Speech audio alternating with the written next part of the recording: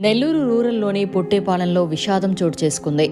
Senior నాయకులు ఇందుపూరి శ్రీనివాసులరెడ్డి గుండెపోటుతో మృతి చెందారు. నెల్లూరు రూరల్ పరిధిలోని పొట్టేపాలెం గ్రామానికి చెందిన సీనియర్ నాయకులు శ్రీ వేదగిరి లక్ష్మీ నరసింహస్వామి దేవస్థాన మాజీ చైర్మన్ ఇందుపూరి శ్రీనివాసులరెడ్డి గుండెపోటుతో కాసేపటి క్రితం మృతి చెందారు.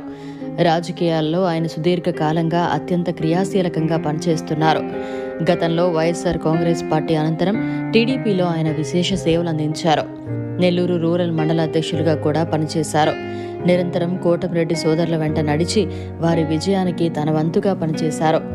నెల్లూరు రూరల్ ఎమ్మెల్యే కోటమిరెడ్డి శ్రీధర్రెడ్డి అప్పటి అధికార వైసీపీ నుంచి బయటకొచ్చిన సందర్భంలో ఇందుపూరి శ్రీనివాసులరెడ్డి కోటమిరెడ్డి సోదరుల బాటలో నడిచారు. ఎన్ని కష్టనష్టాలు వచ్చినా నమ్మకానికి నిలువుటద్దంగా నిలబడ్డారు.